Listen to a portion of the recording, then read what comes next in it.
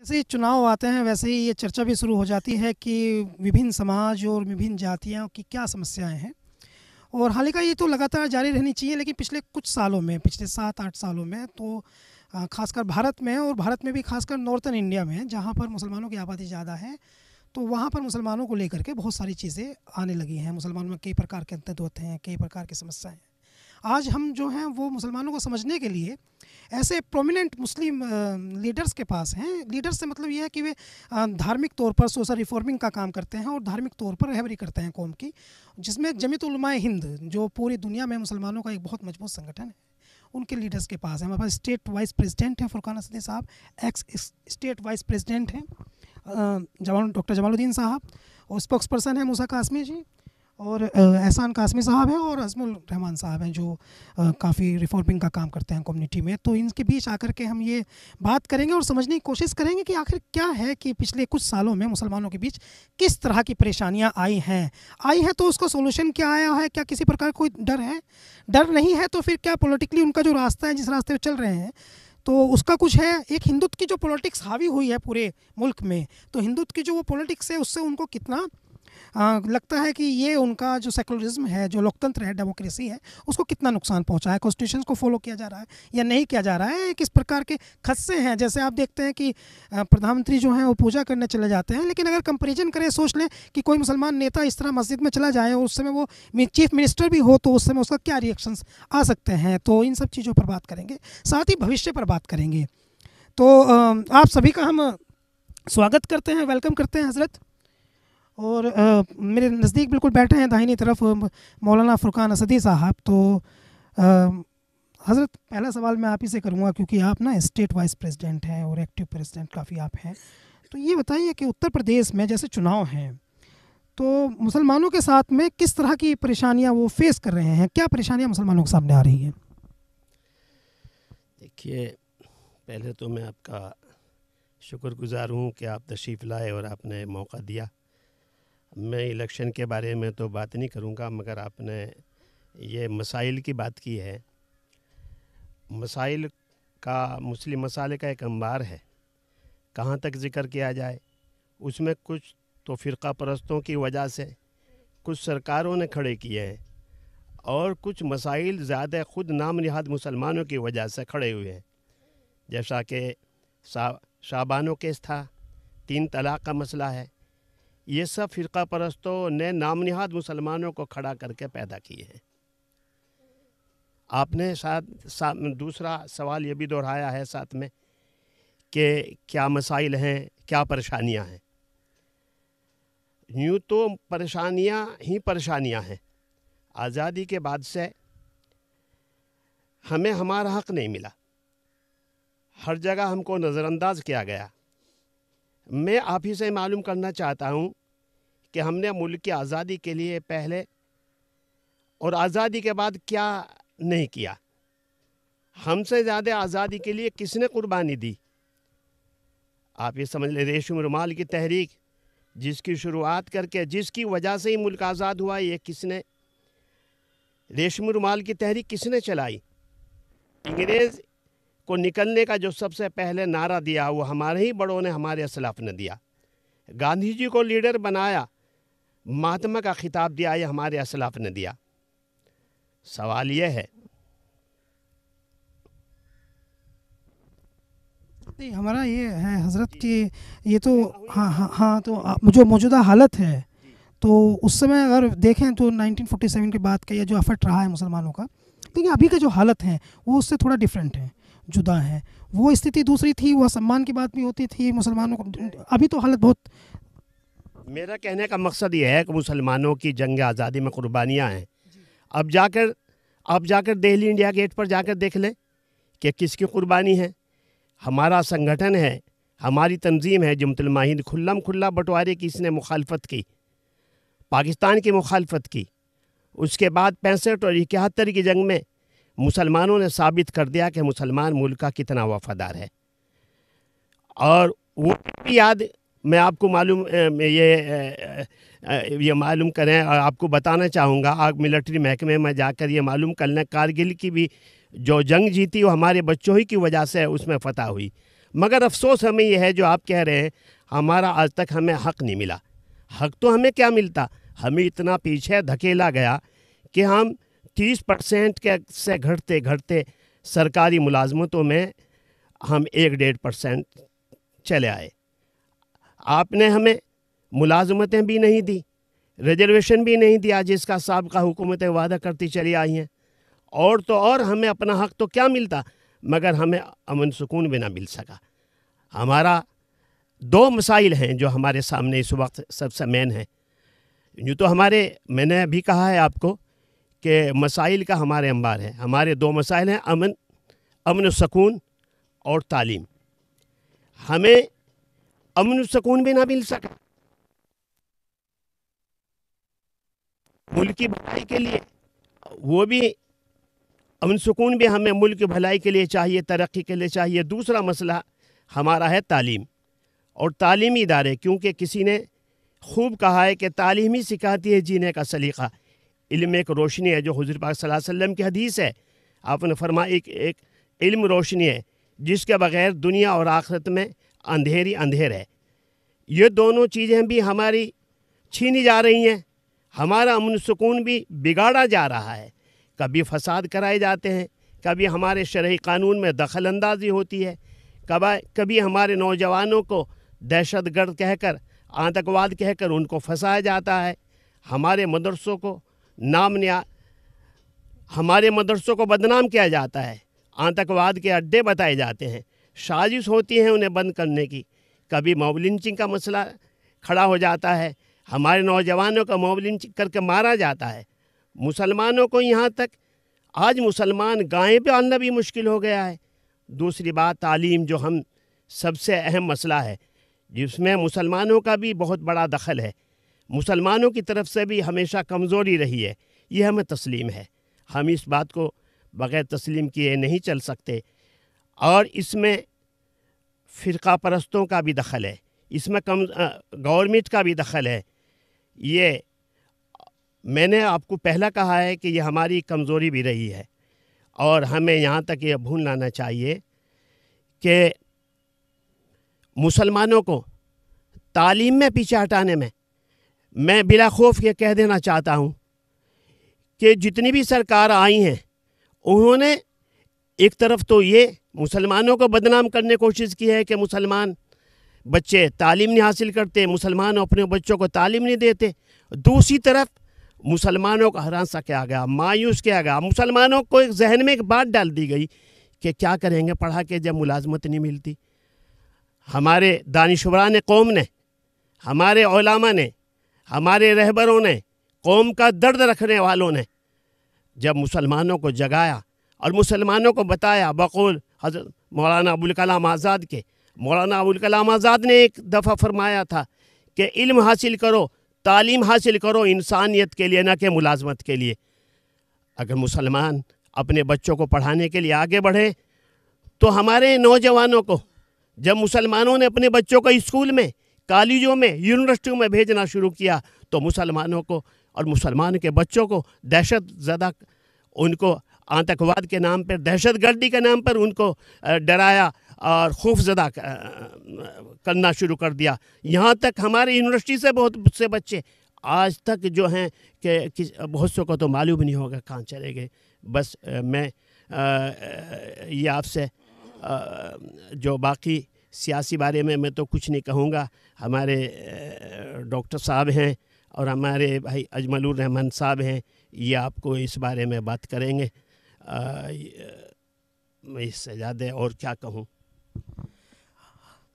अजमल भाई, ये जो मौलाना फुरकान असदी साहब कह रहे हैं, इन्होंने तो पूरा पिक्चर बनाई है मुझे समय तक की, जो पिछले तक का इन्होंने बताया है। लेकिन हम लोग ये जानना चाहते हैं कि असली हमारा जो सवाल है वो ये भी आप बताएं, चूँकि आपको पॉलिटिकल नॉलेज खूब है और अपनी जमीयत के भी काफ़ी लंबे समय से जुड़े हुए हैं, तो ये जो मौजूदा परेशानियाँ हैं, आपका लंबा अनुभव है, ये उससे किस तरह डिफ़र करती हैं, अलग हैं? अपने सवाल को ज़रा सा वाज़ेह कर दें। देखिए, ये लंबे समय से जो चला आ रहा है, 70 साल से ये बता रहे हैं कि आप पार्टीशन के बाद से हमको जो है आतंकवाद के तौर पर बच्चे पढ़ने गए तो उसमें फंसा दिया, फिर ऐसे कुछ दंगे भी कुछ हुए, और एजुकेशन में हम 30% थे कट के। तो एक दिन की तो कहानी नहीं है ये, लंबा समय इसमें लगा है मुसलमानों को डाउनफॉल जाने में, लंबा समय इसमें लगा है। लेकिन 7 साल से जो नई सरकार आई है तो उसमें यह है कि वो डिस्क्रिमिनेशन लेकर आई है और हिंदुत्व का उभार हुआ है। तो अभी जो नई परेशानियाँ उभर कर सामने आई, तो नई परेशानियाँ क्या हैं?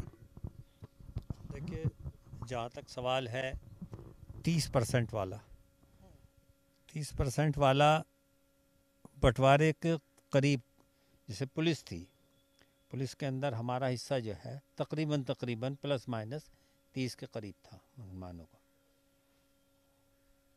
अब रही सवाल कि इन मसाइल की 70 सालों में किसी भी सरकार को, वो ख्वाह कांग्रेस की सरकार रही हो या जनता दल की रही हो या संयुक्त मोर्चे की रही हो, किसी की भी रही हो, उन सरकारों को बरी ज़िम्मा नहीं कहा जा सकता। जिम्मेदारी उनकी भी थी एजुकेशन की। हमारे यहाँ बच्चियों का तालीम की बात है, बच्चे हमारी जो है लड़कियां जो हैं पढ़ना चाहती हैं, लेकिन तालीम इदारे नहीं थे। जब हमने तालीमी इदारे खोलने शुरू किए, थोड़ा सा लोगों के अंदर अवेयरनेस हुई।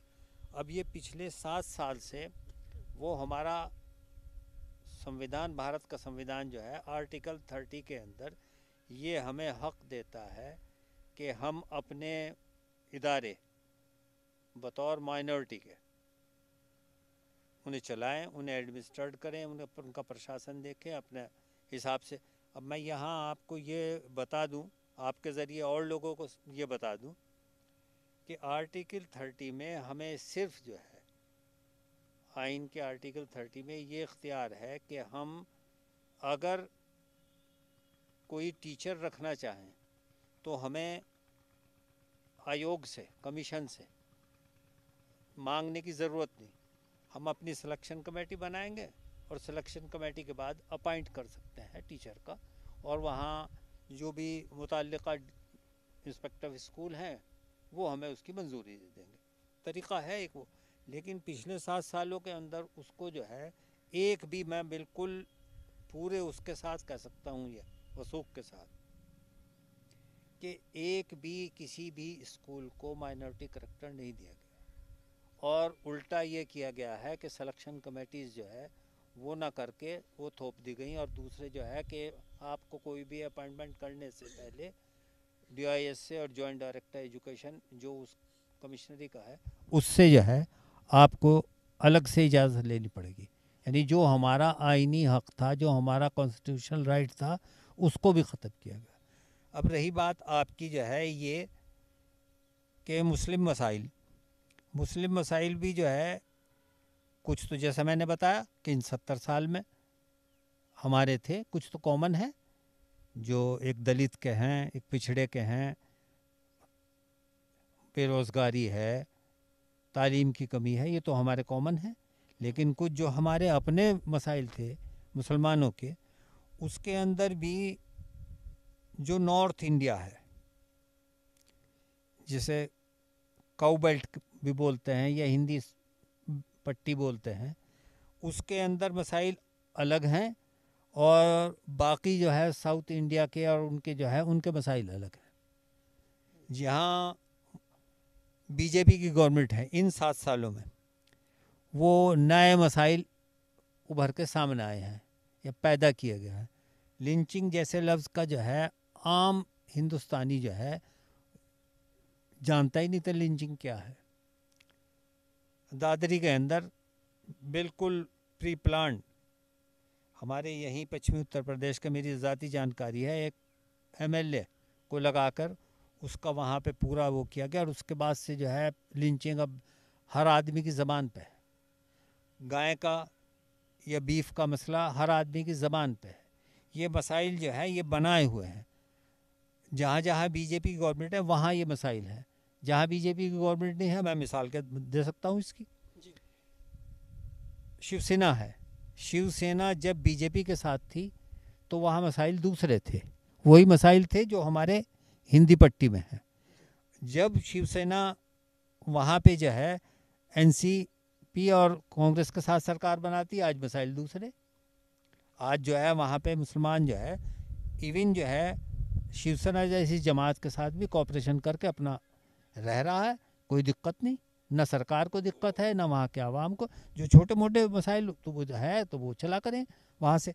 छत्तीसगढ़ है या झारखंड है, झारखंड में अब से 3 साल पहले सरकार थी बीजेपी की, तो ये सारे मसाइल जो है लिंचिंग का, बीफ का और ये तमाम मसाइल जो है वहाँ पे थे। आज जो है, आज वहाँ सरकार बदल गई, वहाँ गठबंधन सरकार है कांग्रेस की और शिबू सोरेन साहब की पार्टी की, आज वो मसाइल नहीं है। यही मध्य प्रदेश का है, यही जो है छत्तीसगढ़ का है। तो मसाइल कुछ तो जो है सिर्फ जो है जहाँ बीजेपी गवर्नमेंट है वहाँ इनकी, हमारे वज़ीर आज़म नरेंद्र मोदी साहब और उनकी पार्टी का, उनका जिसे ये लोग कहते हैं गुजरात मॉडल, गुजरात के अंदर उन्होंने एक बाइनरी बनाई, हिंदू और मुसलमान हर चीज़ के अंदर। अब मुसलमान अगर कंपटीशन देकर यूपीएससी का उसको compete करके अगर वो आईएएस के अंदर 1% या आधा % बढ़ा है, उसके लिए कि साहब ये तो जो है जिहाद, उसको भी, इस जिहाद को तो हम बार बार करेंगे। इस जिहाद के लिए तो हम लोगों को अवेयर करेंगे और ज़्यादा करेंगे। आपके कहने से रुक, तो हर चीज़ को एक बाइनरी के अंदर हिंदू मुसलमान में जो है वो इसको वो बताना चाहते हैं कि हिंदुओं की पार्टी बीजेपी और बाकी ये जो पार्टी हैं, चाहे कांग्रेस है या यहाँ यूपी में सपा है या बिहार के अंदर जो है राजद है, ये मुसलमानों की पार्टी। तो वो बिल्कुल एक लाइन बनाना चाहते हैं, एक पाले के इधर तो जो है, और दूसरी सारी पार्टी ये मुसलमानों की, वो ये बाइनरी। लेकिन वो आहिस्ता आहिस्ता लोग जो है समझ रहे हैं और जान रहे हैं कि इनका मकसद क्या है।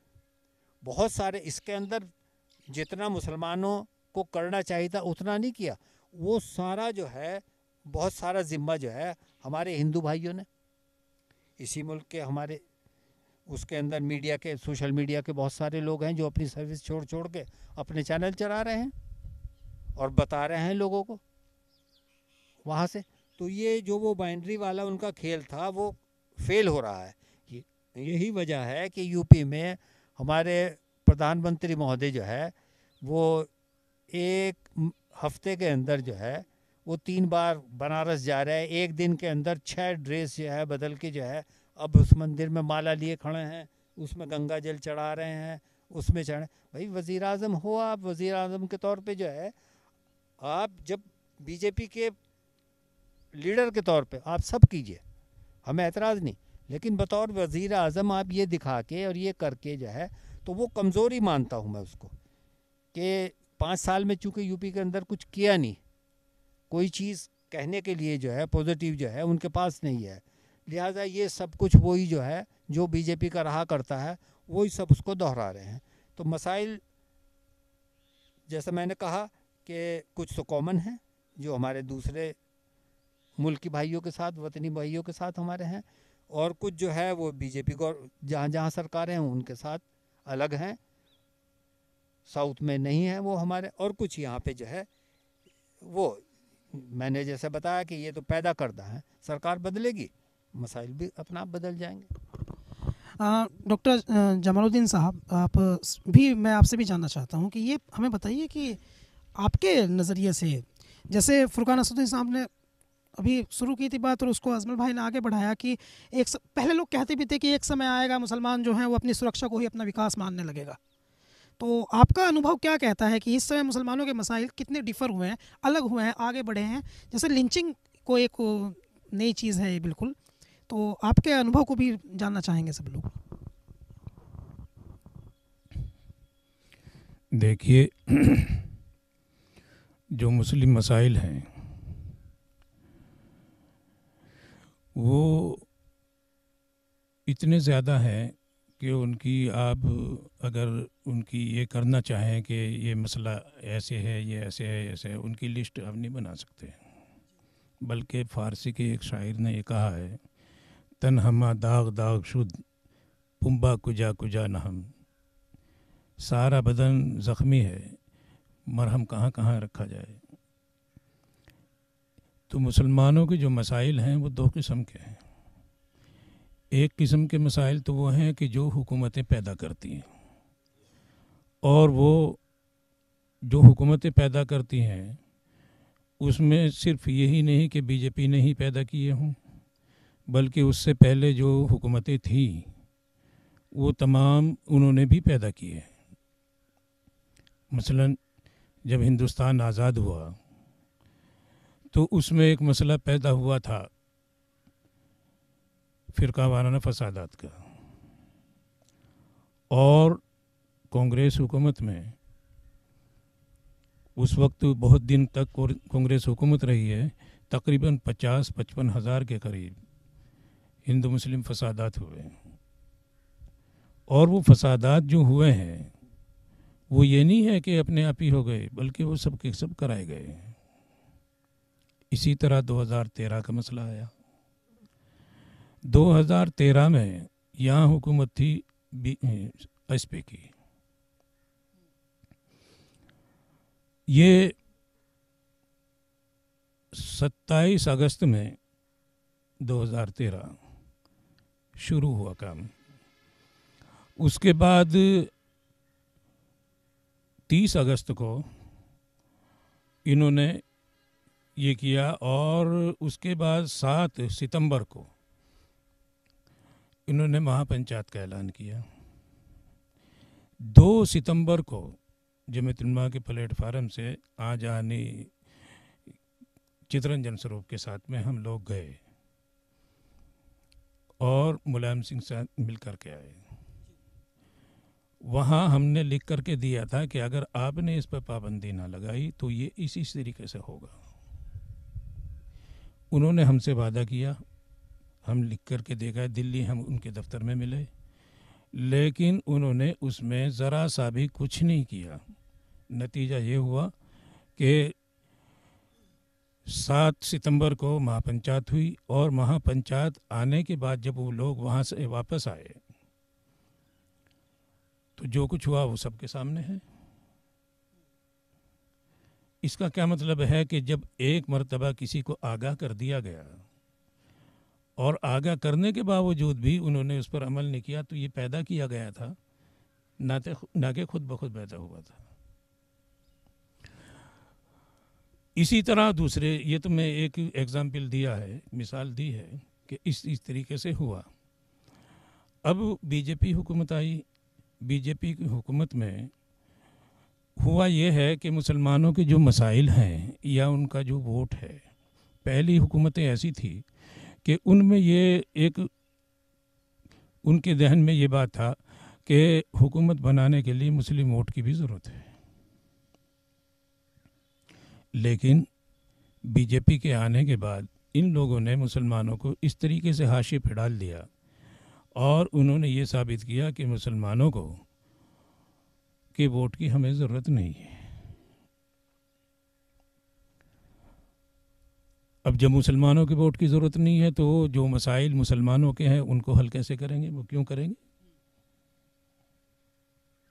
उनको वो हल नहीं करेंगे इसलिए कि उन्हें ज़रूरत ही नहीं इस बात की। जिसको ज़रूरत होगी वो तो हल करेगा, लेकिन जिसको ज़रूरत नहीं होगी वो हल क्यों करेगा? वो नहीं हल करेगा। ये 7 साल हो गए, 7-8 साल हो गए उस वक्त से, और फिर उसके बाद में ये उस वक्त से मुसलमानों के किसी भी मसाइल में हमारे माननीय प्रधानमंत्री जी या हमारे जो इस वक्त के वज़ीर आला हैं उन्होंने कोई बात उसमें नहीं की।